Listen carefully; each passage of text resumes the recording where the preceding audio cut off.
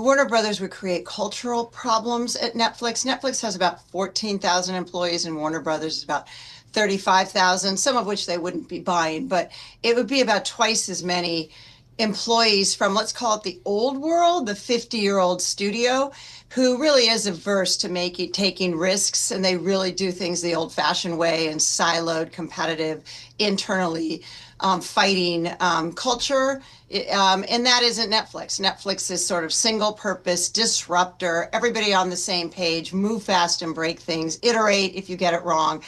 And I just feel like the culture that Warner Brothers is an anchor, would be an anchor to Netflix at a time when generative AI technology risks are collapsing timeframes into weeks with the changes. So we think the next disruption created by generative AI requires really fast reaction times, which Netflix has the fastest in media, and it would really slow their reaction times if they suddenly brought on twice as many employees that were stuck in the 50-year-old business model of the Hollywood studio. And you quantified the drag that this would have on Netflix. What does that look like? I think what we're saying is that the $83 billion purchase price that they would pay to buy Warner Brothers would add another, that cash would be at risk of not returning its capital because they would bring all these cultural problems and envelop the entire consolidated $400 billion entity.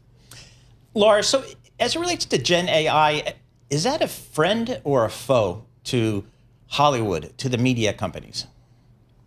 Yeah, so to date, Paul, what isn't different about Gen AI is it's being used as tools by humans, in which case it's not different than the web. It's not different than our smartphones, our Apple phones, our, flashlights and communication devices and they replace Thomas guides. So they're utility. So far, Gen AI technology has been a tool or a utility for human beings.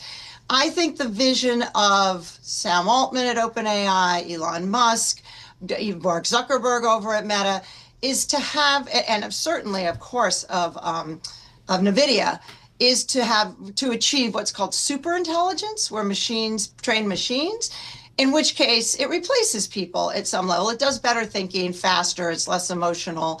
So if that comes true, and they're saying that's 10 years out, that's super intelligence, it would actually replace humans. But near term, it's just like the other three technological disruptions you and I have seen, where it makes our life better. It's a tool for humans to do faster, better, safer work. So, Laura, you make the case that Netflix doesn't need to buy Warner Brothers Discovery. It would be adding an anchor, and it would drag it down because it's this disruptor. What about Paramount Skydance? Doesn't that argument also apply, or does it not? It does, but the distinction I would make is Netflix is large enough to go it alone, and with generative AI collapsing timeframes, their culture is really well suited to the technological, the future of the next 5 years. P-Sky is subscale. It probably can't survive without bulking up, and it doesn't really have time to build in a generative AI world, because it's just too small and change is happening too fast. So it needs to bulk up, and buying something, we think they could get it closed in 6 months, because we think the senior Ellison is good friends with Donald Trump, and he would have it sail through regulatory.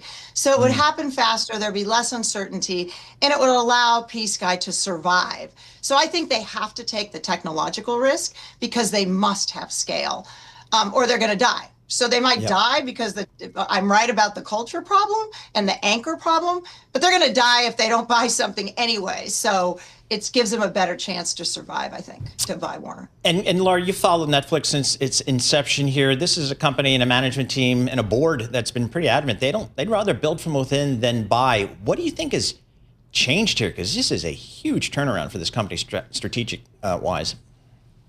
Paul, I really wanted to write a note that says dogma is bad. I mean, they said they'd never do advertising. Now they do advertising. They said we'll never do live sports. And now they broadcast NFL games on Christmas Day.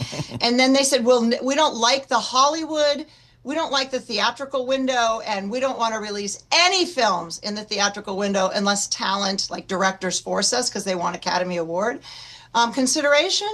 which is a requirement to get an Academy Award. You have to have been released in theaters. So that is really hurting them. Those words are really hurting them with the talent community. So when they say we will never do something, please take that with a grain of salt, because they often reverse themselves completely 180 degrees. And it's really, those words about the theatrical window are really hurting the feedback loops with talent, like big talent, like Jim Cameron and Scorsese, like all these people that really are big talent. They all want a theatrical window. Yep. And Netflix, they're scared to death that if Netflix bought Warner's, the theatrical window over 5 years would go to zero.